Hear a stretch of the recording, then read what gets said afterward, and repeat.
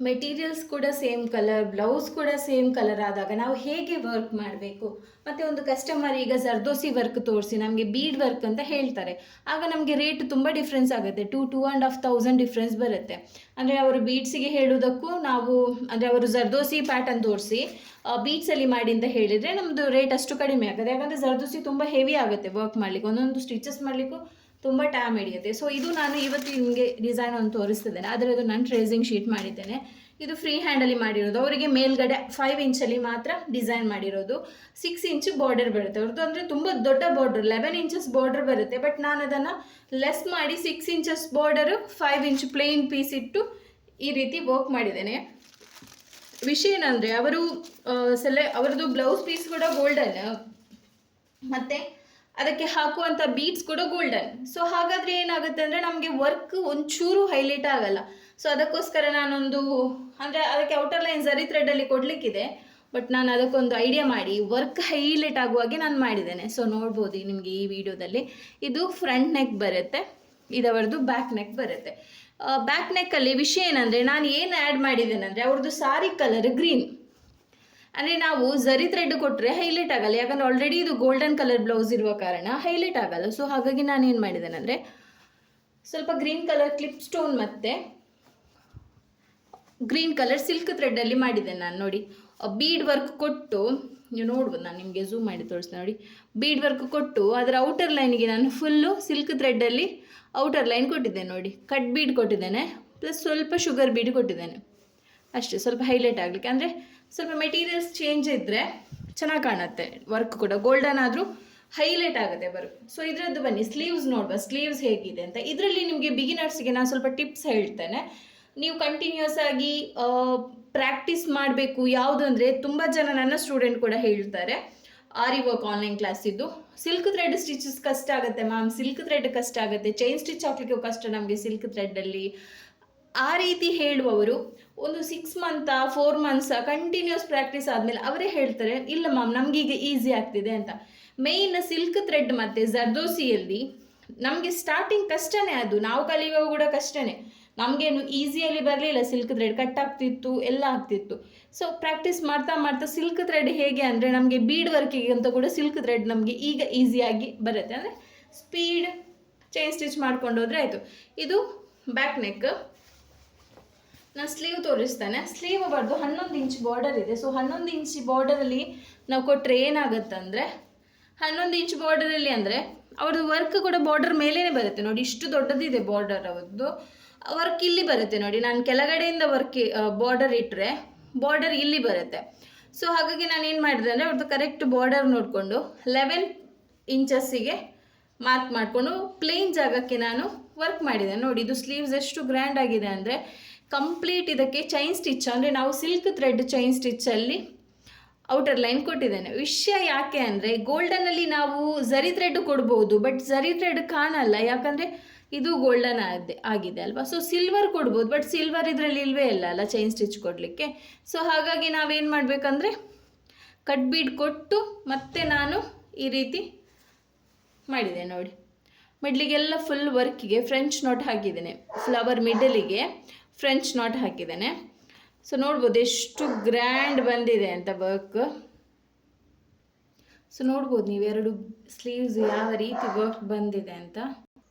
ನಾವು ಯಾಕೆ ಜಾಸ್ತಿ ನಾನು ಯಾಕೆ ಈಗ ರೀಸೆಂಟ್ ಒಂದು 2 ಇಯರ್ಸಿಂದ ಜಾಸ್ತಿ ಕಟ್ ಬೀಡ್ ಯೂಸ್ ಮಾಡೋದಂದರೆ, ಮೊದಲೆಲ್ಲ ನನಗೂ ಅಷ್ಟು ಮೆಟೀರಿಯಲ್ ಅಂದರೆ ಗೊತ್ತಿರಲಿಲ್ಲ. ಅವರು ಕೇಳುವಾಗ ಹೇಳ್ತಿದ್ರು ಬ್ಲ್ಯಾಕ್ ಆಗಲ್ಲ ಅಂತ, ಬಟ್ ಅದು ಬ್ಲ್ಯಾಕ್ ಆಗ್ತಿತ್ತು. ಸೊ ಹಾಗಾಗಿ ನಾನು ಏನು ಮಾಡಿದ್ದೇನೆ ಅಂದರೆ ಈಗ ಕಂಪ್ಲೀಟ್ ಅವಾಯ್ಡ್ ಮಾಡಿದ್ದೇನೆ 3mm 4mm ಎಲ್ಲ ಹಾಕೋದು. ಮತ್ತು ಬೇಕು ನಮಗೆ ಅದೇ ಡಿಸೈನ್ ಬೇಕು ಅಂತ ಹೇಳಿದರೆ ಮಾತ್ರ ನಾನು ಆ ಥರ ಬೀಡ್ಸ್ ಹಾಕ್ತೇನೆ. ಇಲ್ಲದಿದ್ದರೆ ಈ ಥರನೇ ಕಟ್ ಬೀಡ ಥ್ರೆಡ್, ಝರಿ ಥ್ರೆಡ್, ಜರ್ದೋಸಿ, ಸ್ಟೋನ್ಸ್ ಅಷ್ಟೇ ಯೂಸ್ ಮಾಡೋದು. ಇದರಿಂದ ಏನು ನಿಮಗೆ ಯೂಸ್ ಅಂದರೆ ಕಟ್ ಬೀಡ್ ನಿಮ್ಗೊಂದು ಬ್ಲ್ಯಾಕ್ ಆಗಲ್ಲ, ಮತ್ತು ವರ್ಕ್ ಫುಲ್ ಶೈನ್ ಇರುತ್ತೆ ನಿಮಗೆ. ಅದೀಗ ಗೋಲ್ಡನ್ ಕಲರ್ ಆದ ಕಾರಣ ಅಷ್ಟು ಒಂದು ಎದ್ದು ಕಾಣ್ತಿಲ್ಲ, ಬಟ್ ಇಷ್ಟು ಕಾಣ್ತಾ ಇದೆ. ಅದು ಇದೇ ಸೇಮ್ ಡಿಸೈನ್ ನಾವು royal blue, green, pink, maroon, red, ಬ್ಲ್ಯಾಕಲ್ಲಿ ಮಾಡಿದರೆ ಇನ್ನೂ ತುಂಬ ಚೆನ್ನಾಗಿ ಕಾಣ್ತಿತ್ತು. ಬಟ್ ಇದು ಕೂಡ ಸ್ವಲ್ಪ ಡೀಸೆಂಟ್ ಲುಕ್ ಇದೆ, ಯಾಕಂದರೆ ನಾನು ಥ್ರೆಡ್ ವರ್ಕ್ ಕೊಟ್ಟಿದ್ದೇನೆ. ಅಂದರೆ ಅವರ ಸಾರಿಗೆ ಮ್ಯಾಚ್ ಆಗಬೇಕು, ಪ್ಲಸ್ ಏನಂದರೆ ವರ್ಕ್ ಹೈಲೈಟ್ ಆಗಬೇಕು. ಇದರ ಬದಲಿಗೆ ನಾನು ಝರಿ ಥ್ರೆಡ್ಡಲ್ಲಿ ಕೊಡ್ತಿದ್ರೆ ಅಷ್ಟು ಹೈಲೈಟ್ ಆಗ್ತಿರಲಿಲ್ಲ. ಸೊ ಇದು ನಾನು ಕೈಯಲ್ಲೇ ಅಂದರೆ ಯಾವುದೇ ಟ್ರೇಸಿಂಗ್ ಡಿಸೈನ್ಸ್ ಯೂಸ್ ಮಾಡದೆ ನಾನೇ ಫ್ರೀ ಹ್ಯಾಂಡಲ್ಲಿ ವರ್ಕ್ ಮಾಡಿರೋದು. ಇದು ನಮಗೆ ಎರಡು ಸೈಡ್ ಕೂಡ ಹೇಗೆ ಕರೆಕ್ಟ್ ಬರುತ್ತೆ ಅಂದರೆ, ಫಸ್ಟ್ ನಾವೇನು ಮಾಡಬೇಕು, ಒಂದು ಮಾರ್ಕಿಂಗ್ ಮಾಡ್ಕೊಳ್ಬೇಕು ಬಟರ್ ಪೇಪರಲ್ಲೇ ಒಂದು ಈ ರೀತಿ ಮಾರ್ಕಿಂಗ್ ಮಾಡ್ಕೊಳ್ಬೇಕು ಅದರ ಸೈಜಿಗೆ. ಮತ್ತು ಒಂದು ಸೈಡಿಗೆ ಲೆಫ್ಟ್ ಸೈಡ್ ಅಥವಾ ರೈಟ್ ಸೈಡಲ್ಲಿ ನಾವು ವರ್ಕ್ ಮಾಡಬೇಕು. ಫಸ್ಟಿಗೆ ನಮ್ಮದು ಫ್ರೀ ಹ್ಯಾಂಡಲ್ಲಿ ವರ್ಕ್ ಮಾಡಿ ಏನು ಮಾಡಬೇಕಂದ್ರೆ ಇದನ್ನು ಹೀಗೆ ಫೋಲ್ಡ್ ಮಾಡಬೇಕು. ಈ ರೀತಿ ಹಾಫ್ ಫೋಲ್ಡ್ ಮಾಡಿದಾಗ ಇಲ್ಲಿದು ಡಿಸೈನ್ ಇಲ್ಲಿ ಕಾಣುತ್ತೆ, ಆಯಿತಾ. ಇಲ್ಲಿಗೆ ನಾವು ಅದನ್ನು ಕಾಪಿ ತೆಗೆದ್ರೆ ಎರಡು ಡಿಸೈನ್ ಕೂಡ ಸೇಮ್ ಬರುತ್ತೆ.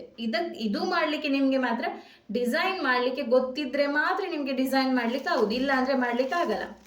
ಸೊ ಹಾಗಾಗಿ ನಾವು ಈಗ ತುಂಬ ಜನ ಕೇಳ್ತಾರೆ, ಈಗ ನಾವು ಕೂಡ ಟ್ರೇಸಿಂಗ್ ಪೇಪರ್ ಸೇಲ್ ಮಾಡ್ತೇವೆ. ಕೆಲವರು ಕೇಳ್ತಾರೆ ಇದು ಫ್ರೀ ಅಂದರೆ ಎಲ್ಲ ಸೈಜಿಗೂ ಸೂಟ್ ಆಗುತ್ತಾ ಅಂದರೆ, ನಮ್ಮದು ಟ್ರೇಸಿಂಗ್ ಶೀಟ್ ಎಲ್ಲ ಸೈಜಿಗೂ ಸೂಟ್ ಆಗುತ್ತೆ. ಯಾಕಂದರೆ ನಾವು ಅಂದರೆ ಒಂದು ನಾರ್ಮಲ್ ಸೈಜ್ ಬರುತ್ತೆ ನೋಡಿ, ಆ ಸೈಜಿಗೆ ಮಾಡೋದು. ಸೊ ಅದು ಟ್ರೇಸಿಂಗ್ ಡಿಸೈನ್ ಶೀಟ್ ನಮ್ಮದು. ಸೊ ದೊಡ್ಡ ಪೇಪರಲ್ಲಿ ನಾವು ಟ್ರೇಸಿಂಗ್ ಡಿಸೈನ್ ಮಾಡಿರ್ತೇವಲ್ಲ ಅದರ ಕಾಪಿ ಕೊಡ್ತೇವೆ ನಿಮಗೆ. ಸೊ ಇದು ನಾನೀಗ ಪೆನ್ನಲ್ಲಿ ಮಾಡಿರೋದು. ಇದು ಬಟರ್ ಪೇಪರ್ ಎಷ್ಟೊಂದು 10-20 ರುಪೀಸಿಗೇನೋ ಸಿಗುತ್ತೆ, ದೊಡ್ಡ ಪೀಸ್ ಒಂದು ಮೀಟರ್ಗೇನೋ ಆ ಥರ. ನಾನು ತಗೊಂಡು ಬಂದರೆ ಅದಕ್ಕೊಂದು 4-5 ನಾನು ನಿಮಗೆ ತೋರಿಸ್ತೇನೆ ನಾನು ಟ್ರೇಸಿಂಗ್ ಮಾಡಿರುವ ಡಿಸೈನ್ಸ್ ಎಲ್ಲ.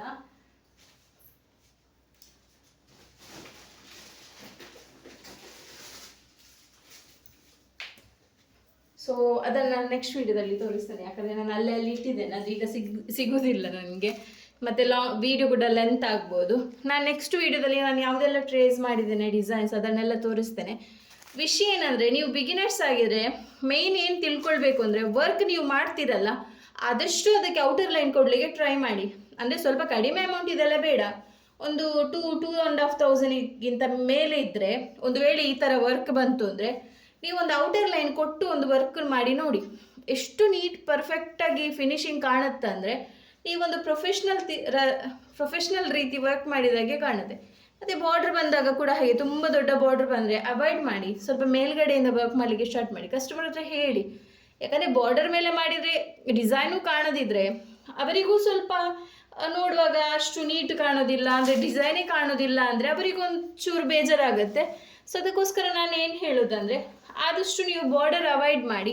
ಈಗ ನೋಡಿ, ಇದು 11 ಇಂಚಸ್ ಬಾರ್ಡರ್ ಇದೆ, ಬಟ್ ನಾನು ಕಸ್ಟಮರ್ ಹತ್ರ ಹೇಳಿದ್ದೆ, ನಾನು ಬಾರ್ಡರ್ ದೊಡ್ಡದಾದರೆ ಸ್ವಲ್ಪ ತೆಗಿತೇನೆ ಅಂದರೆ ಕಟ್ ಮಾಡೋದಿಲ್ಲ, ನಾನು ಟೈಲರ್ ಸ್ಟಿಚ್ ಮಾಡುವ ಕಟ್ ಮಾಡ್ತಾರೆ, ಜಸ್ಟ್ ಮಾರ್ಕ್ ಮಾಡಿ ನಾನು ಡಿಸೈನ್ ಮಾಡೋದು. ಸೊ ಹಾಗಾಗಿ ಏನಾಗುತ್ತೆ, ನಾವು ಪ್ಲೇನ್ ಜಾಗದಲ್ಲಿ ವರ್ಕ್ ಮಾಡಿದಾಗ ವರ್ಕು ಹೈಲೈಟ್ ಆಗುತ್ತೆ, ಕಸ್ಟಮರಿಗೂ ಖುಷಿ ಆಗುತ್ತೆ ಅಲ್ವಾ. ಸೊ ಕಸ್ಟಮರ್ ನೋಡಿದಾಗನೇ ಆ ಖುಷಿಯಾಗಿ ನಮಗೆ ಅಮೌಂಟ್ ಕೊಟ್ಟರೆ ಖುಷಿ ಆಗುತ್ತೆ ನಮಗೂ. ಇಲ್ಲದಿದ್ದರೆ ಇದೇನು ವರ್ಕ್ ಕಾಣಲ್ಲ, ಇದು ಹಾಗೆ ಅದು ಹೀಗೆ ಅಂತ ಹೇಳಿದರೆ ನಮಗೂ ಬೇಜಾರು. ಯಾಕಂದರೆ ನಾವು ಆಲ್ರೆಡಿ ವರ್ಕ್ ಅಷ್ಟೇ ಹಾರ್ಡ್ ವರ್ಕ್ ಮಾಡಿರ್ತೇವೆ, ಅದು ಬಾರ್ಡರ್ ಮೇಲೆ ಆಗಲಿ ಪ್ಲೇನ್ ಪೀಸ್ ಮೇಲೆ ಆಗಲಿ. ಬಾರ್ಡರ್ ಮೇಲೆ ಮಾಡೋದು ತುಂಬ ಕಷ್ಟ, ಯಾಕಂದರೆ ಕೆಲವು ಬಾರ್ಡರಿನ ಒಳಗಡೆ ಅಂತೂ ನೀಡಲೇ ಹೋಗಲ್ಲ ಅಲ್ವಾ. ಸೊ ಹಾಗಾಗಿ ಪ್ಲೇನ್ ಪೀಸಲ್ಲಿ ಮಾಡಿ ವರ್ಕ್ ಹೈಲೈಟ್ ಆಯಿತು ಅಂದರೆ ಕಸ್ಟಮರ್ಗೂ ಖುಷಿ, ಅವರು ಹಣ ಕೊಡ್ತಾರೆ ಖುಷಿಯಿಂದ. ಸೊ ನಮಗೂ ಅದೊಂದು ತಗೊಳ್ಳುವ ಕೂಡ ಖುಷಿ ಆಗುತ್ತೆ. ಇಲ್ಲಾಂದರೆ ಕಸ್ಟಮರ್ ಹಣ ಕೊಟ್ಟು ಹೋಗ್ತಾರೆ, ಬಟ್ ಅವರು ಒಂಥರ ಬೇಜಾರಲ್ಲಿ ಹೋಗ್ತಾರೆ, ಯಾಕಂದರೆ ವರ್ಕೇ ಹೈಲೈಟ್ ಆಗಲಿಲ್ಲ ಅಂತ. ಆಗ ನಾವು ಸ್ವಲ್ಪ ನಮ್ಮ ಮೈಂಡ್ ಉಪಯೋಗಿಸಿ ಬಾರ್ಡರನ್ನು ಲೆಸ್ ಮಾಡಿ ಸ್ವಲ್ಪ ಮೇಲ್ಗಡೆಯಿಂದ ವರ್ಕ್ ಮಾಡಿದರೆ ಬೆಟರ್. ಮತ್ತು ಈ ರೀತಿ ಎಲ್ಲ ಕೊಡುವಾಗ ನೀವೀಗ ಸಿಲ್ಕ್ ಥ್ರೆಡ್ಡಲ್ಲಿ ಕೊಡಬೇಕು ಅಂತಿಲ್ಲ, ನೀವು ಚೈನ್ ಸ್ಟಿಚ್ಚಲ್ಲೂ ಕೊಡ್ಬೋದು. ಬಟ್ ಇದು ನಾನು ಕಲರ್ ಗೋಲ್ಡನ್ ಆದ ಕಾರಣ ನನಗೆ ಚೈನ್ ಸ್ಟಿಚ್ ಗೋಲ್ಡನಲ್ಲಿ ಕೊಡಲಿಕ್ಕೆ ಆಗಲಿಲ್ಲ. ಸೊ ಹಾಗಾಗಿ ನಾನು ಹೈಲೈಟ್ ಆಗಬೇಕು, ನನಗೆ ಯಾವ ಡಿಸೈನ್ ಮಾಡಿದ್ರು ಕಸ್ಟಮರ್ ಖುಷಿಯಿಂದ ಹಣ ಕೊಟ್ಟು ತಗೊಂಡೋಗ್ಬೇಕು, ಅದು ನಂದು ಪಾಲಿಸಿ ಬಿಸ್ನೆಸ್. ಇದು ನಾನು 6 ಇಯರ್ಸಿಂದ ಕೂಡ ಮೇಂಟೈನ್ ಮಾಡಿಕೊಂಡು ಬರ್ತಿರೋದು ಅದೇ. ಯಾರಿಗೂ ಬೇಜಾರಾಗಿ ಹೋಗಬಾರ್ದು ಏನಿವರು ಡಿಸೈನಿಗೆ ಮಾಡ್ತಾರೆ ಅಂತ. ಯಾಕಂದರೆ ಮೊದಲು ಹಾಗೆ ಆಗ್ತಿತ್ತು. ನಾನು ಕಲಿತು 1 ಇಯರ್ ಆಗುವಾಗ ನಾನು ವರ್ಕ್ ಮಾಡ್ತಿದ್ದೆ ನೋಡಿ, ಸಿಂಪಲ್ ಹಾಗಂದರೆ ಫಿನಿಶಿಂಗ್ ಕೂಡ ಅಷ್ಟೇ ಇರುತ್ತಲ್ಲ ನಾವು ಸ್ಟಾರ್ಟಿಂಗ್ ವರ್ಕ್ ಮಾಡುವಾಗ. ಸೊ ಆದರೂ ನನಗೆ ಅಮೌಂಟ್ ಏನು ಕೊಡುವಾಗ ಅವ್ರು ಏನು ಹೇಳ್ತಿರ್ಲಿಲ್ಲ, ಬಟ್ ನನಗೆ ವರ್ಕ್ ನೋಡುವಾಗ ಒಂಥರ ಆಗ್ತಿತ್ತು ನನ್ನ ವರ್ಕೇ ನೋಡುವಾಗ. ಬಟ್ ಈಗ ನಾವು ಧೈರ್ಯದಲ್ಲಿ ವರ್ಕ್ ಮಾಡ್ಬೋದು, ಯಾವುದು ವರ್ಕ್ ಕೊಟ್ಟರು ನಾವು ವರ್ಕ್ ಮಾಡ್ತೇವೆ.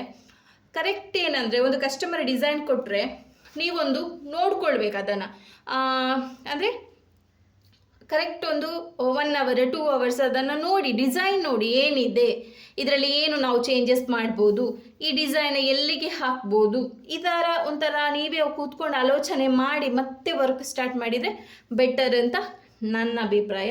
ಸೊ ಯಾರಿಗಾದ್ರೂ aari work live class, pre recorded class ಯಾವ ಕ್ಲಾಸ್ ಬೇಕಾದರೂ ಜಾಯ್ನ್ ಆಗಿ. Thank you.